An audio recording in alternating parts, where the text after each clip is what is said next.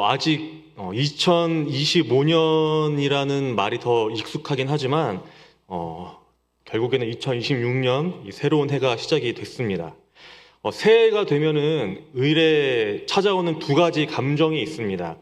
하나는 이제 설렘입니다. 올해는 과연 무슨 일이 일어날까? 올해는 작년보다 더 나은 해가, 더 좋은 일들이 일어나지는 않을까 하는 이 설렘입니다. 다른 하나의 감정은 무엇일까요? 아까 권사님이 기도하셨듯이 두려움입니다.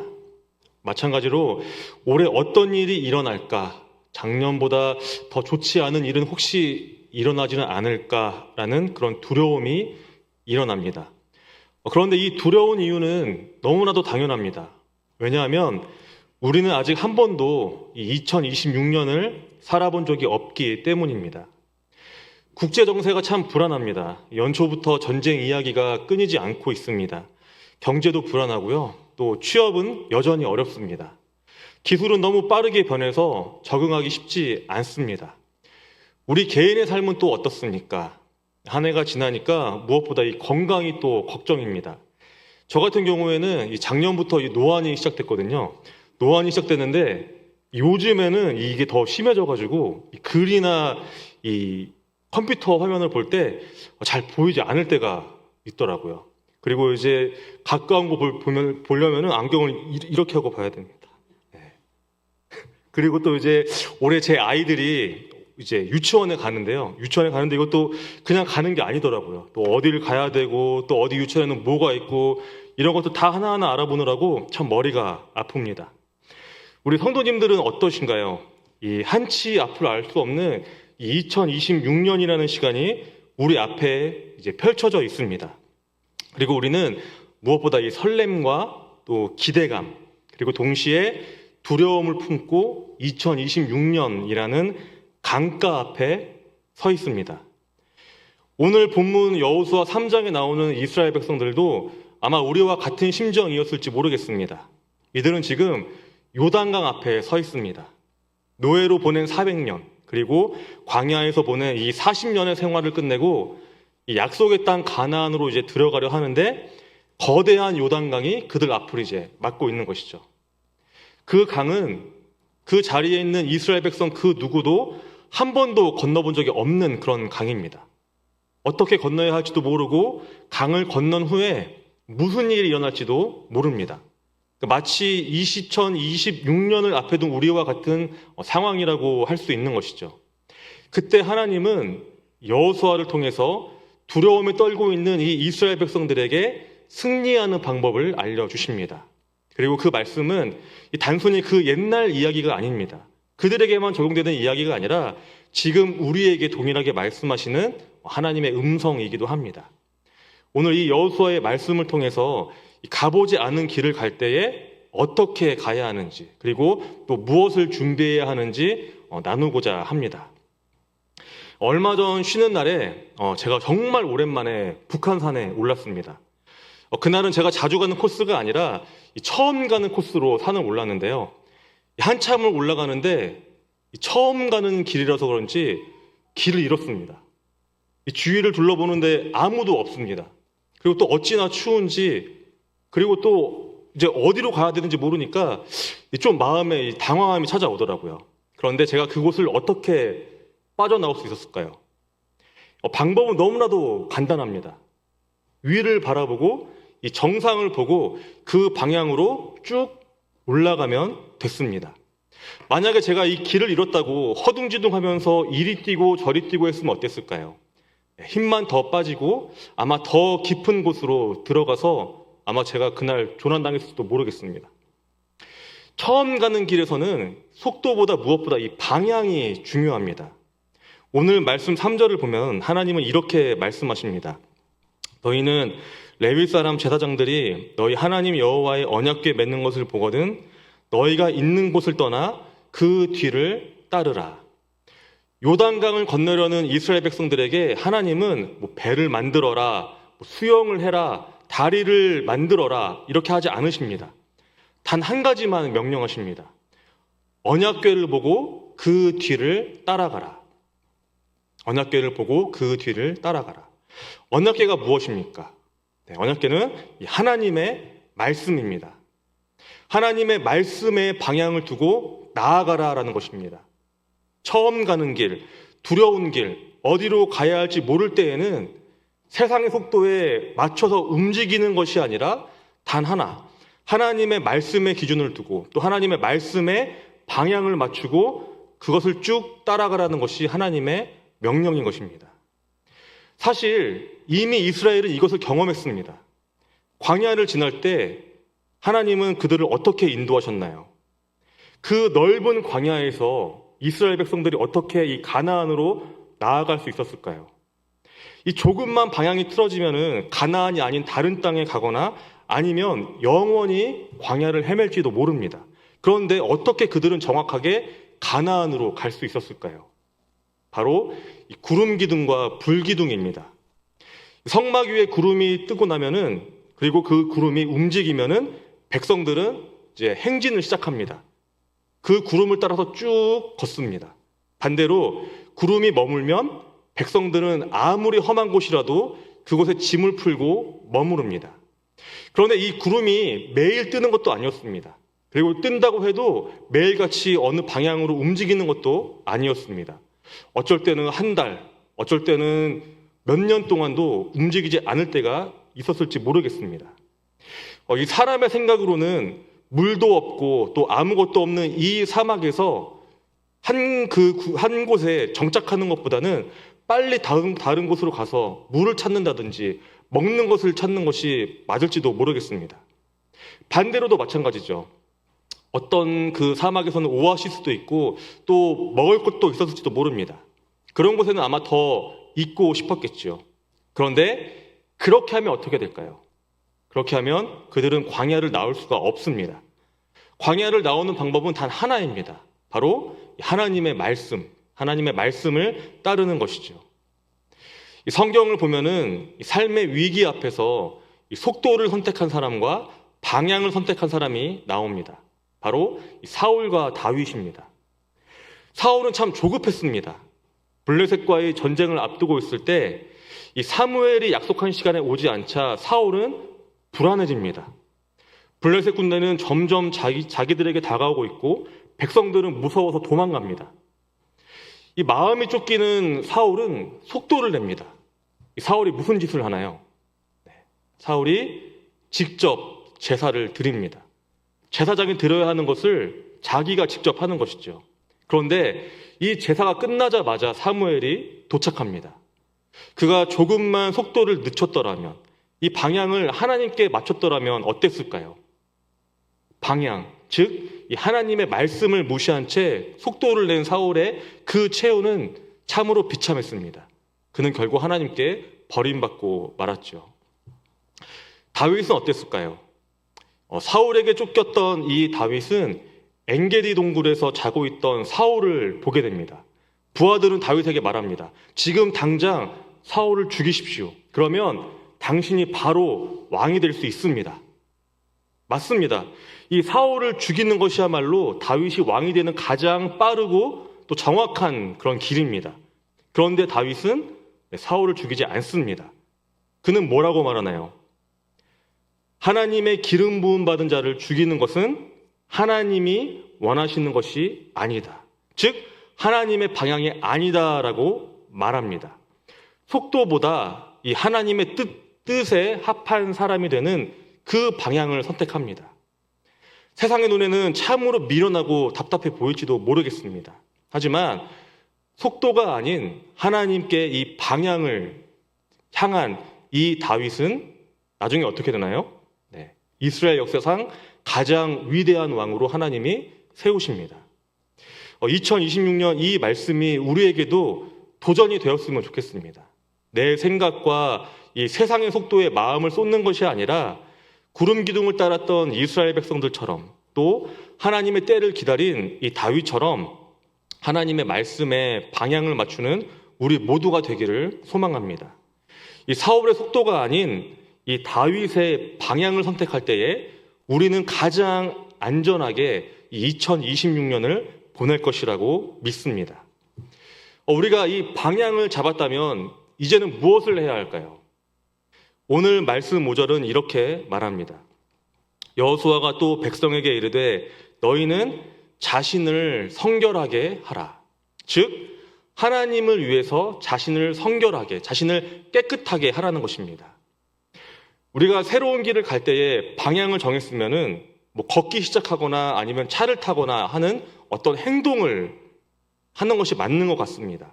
그런데 하나님은 그것을 말씀하시는 것이 아니라 먼저 거룩해져라 라고 말씀하십니다. 즉 행동보다는 어떤 모습이 될 것을 요구하시는 것이죠.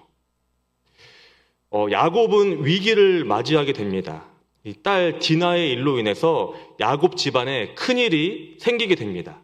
그러자 이 야곱은 결심합니다. 가족들을 데리고 하나님을 만났던 베델로 나아가자라고 이제 결심을 합니다. 그때에 야곱이 가족들에게 한 가지 명령을 하는데요. 무슨 명령을 할까요? 자, 우리 빨리 가자. 짐을 챙기자. 말을 타고 가자. 이런 명령이 아닙니다. 야곱의 명령은요. 이렇습니다. 이방의 우상들을 다 버리고 스스로 정결하게 하고 의복을 바꾸어 입자라는 것을 명령합니다. 야곱은 알았습니다. 이제 베델로, 즉 하나님께 향하기로 했으면 다음에 해야 하는 것은 내 안에 있는 더러운 것들, 죄의 문제, 우상, 남을 미워하는 마음과 같은 이러한 모든 것들을 다 버리고 깨끗하게 되어야 한다라는 사실을 야곱은 알았던 것이죠. 새해가 되면은 우리는 당연하게도 하나님께 방향을 맞춥니다. 그리고 다짐합니다. 그리고 또 기도하죠. 주님, 2026년에는 대박나게 해주십시오. 건강하게 해주십시오. 승진시켜 주십시오. 사업 잘 되게 해주시고 우리 자녀들 다 잘 되게 해주십시오라고 기도합니다. 그런데 하나님은 오히려 우리에게 물으십니다. 너는 준비가 되어 있느냐? 지금 당장이라도 나는 놀라운 일을 행할 수 있다. 그런데 너는 성결하느냐? 이 나의 축복을 담을 깨끗한 그릇이냐라고 오히려 우리에게 반문하십니다. 2026년에 우리가 준비해야 할 것은요, 능력이나 행함이 아니라 바로 이 성결입니다. 2026년에는 우리가 예배를 더욱 사모함으로 또 말씀에 집중하고 또 기도를 습관함으로 우리의 이 영혼의 성결을 이루어야 합니다. 또한 2026년에는 우리의 육체 또한 성결을 이루어야 합니다. 우리 몸에 좋지 않은 것들을 다 끊어내야 하고요. 또 운동을 해서라도 고린도전서에서는 우리 몸을 뭐라고 하나요? 하나님의 성전이라고 합니다. 이 성전을 깨끗하게 해야 합니다. 또한 2026년에는 우리의 관계 또한 성결하게 해야 합니다. 남을 무시하거나 함부로 말하거나 무례히 대하였던 것을 그만두고 또 미워하는 사람이나 용서하는 사람이 있다면 다 털어버리고 관계의 성결을 이루어야만 합니다. 야곱이 우상을 버리고 옷을 바꾸어 입은 후에 베델로 올라갔을 때 그는 하나님을 다시 만나게 되었습니다. 우리가 회개함으로 또 성결함으로 나를 새롭게 할 때에 하나님은 우리가 상상할 수 없는 일, 기이한 일, 정말 놀라운 일을 우리 모두에게 행하실 것입니다. 방향을 하나님께 고정하고 또 나를 성결하게 했으면 이제 드디어 우리는 움직여야 합니다. 발을 디뎌야 하고 행동해야 하는 것이죠. 오늘 이 요단강 앞에 선 이스라엘 백성들을 보면은 어떤 한 비슷한 장면이 떠오르지 않으시나요? 네, 바로 이 애굽 군대를 피해서 도망가다가 이 홍해 앞에 선 이스라엘 백성들이 떠오릅니다. 그런데 이 비슷해 보이는 두 장면에는 정말 결정적인 차이가 있습니다. 하나님이 홍해를 가르셨고 백성들은 마른 땅을 건넜습니다. 그런데 지금 이 요단강은 갈라지지 않고 여전히 물결이 지금 흐르고 있습니다. 강물이 거칠게 흐르고 있는 것이죠. 그런데 하나님은 이렇게 말씀하십니다. 먼저 발을 들여 놓아라. 먼저 발을 강물에 담그라는 것입니다. 성도님도 하실 수 있겠습니까? 눈앞에 이 강물이 흐르는데 내가 수영하거나 배를 타는 것이 아니라 발을 담그라고 이 강을 건너서 가로질러 가라는 그 하나님의 명령에 순종하실 수 있겠습니까? 이 강물의 높이가 얼마나 될지도 모릅니다. 정말 물길도 거셉니다. 조금만 자칫해서 넘어지면 그대로 떠내려갑니다.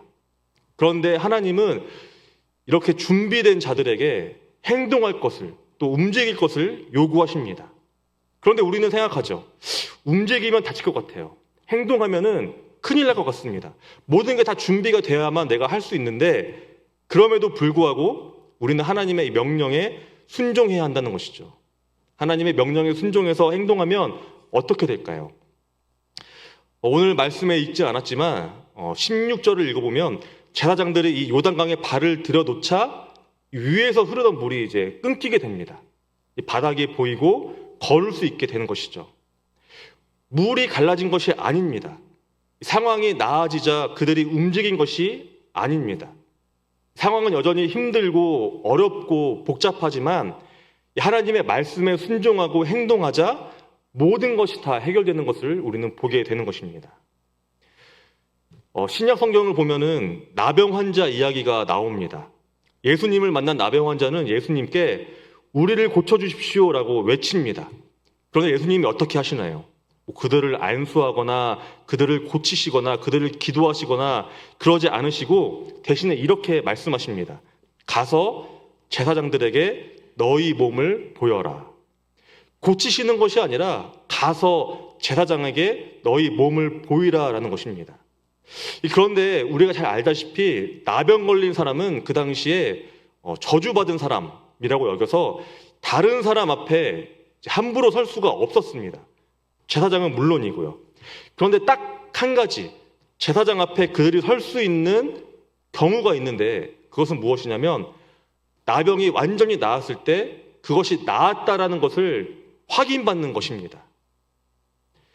지금 이 나병 환자들은 병이 나은 것도 아닙니다. 그런데 예수님은 말씀하시죠. 가서 제사장에게 너희 몸을 보여라. 그대로 갔다가는 아마 죽임을 당할지도 모릅니다. 하지만 그들은 주님의 말씀을 듣고 순종합니다. 그들에게 이 순종하는 믿음이 생겨서 제사장들에게 이제 가기 시작합니다. 그들은 어떻게 됐을까요? 누가복음 17장 14절은 이렇게 기록합니다. 그들이 가다가 깨끗함을 받은지라. 가다가 깨끗함을 받은지라라고 기록합니다. 모든 것이 준비된 후에 다 갖춰진 후에 움직인 것이 아니라 하나님의 말씀에 순종하며 움직일 때 그 와중에 하나님은 기적을 행하셨습니다. 요단강도 마찬가지입니다. 강이 갈라지고 걷는 것이 아니라 순종으로 발을 딛는 그 행동 중에 물이 끊기는 기적이 일어나게 된 것입니다. 세상은 말합니다. 보여주면 믿겠다. 환경이 좋아지면 시작하겠다. 모든 것이 갖춰지면 그때 내가 한번 해보겠다. 그런데 하나님은 이렇게 말씀하십니다. 믿음으로 움직이면 내가 다 하겠다. 지금 우리 눈앞에 둔 요단강이 무엇입니까? 재정의 문제일 수도 있고요. 또 자녀의 문제일 수도 있습니다. 학업, 직장, 사업, 참 여러 가지 문제가 우리의 요단강입니다. 그런데 두려워하면서 그 앞에 서 있기만 하면 안 된다는 것이죠. 하나님, 홍해처럼 왜 이 문제들을 갈라주지 않으십니까? 왜 해결해주지 않으십니까? 하나님을 원망하는 것이 아니라 움직여야 한다는 것입니다. 행동해야 한다는 것이죠. 나병 환자들이 낫지 않은 몸이지만 이 주님의 말씀에 믿음으로 제사장에게 나아갈 때에 병이 나은 것처럼 순종함으로 우리 또한 나아가야만 합니다. 손을 모아서 기도해야 하고요. 손을 내밀어 이웃을 품어야 합니다. 화려하고 북적거리는 것도 좋지만 아무도 찾지 않는 어두운 곳에 우리의 발걸음이 향해야 할지도 모르겠습니다.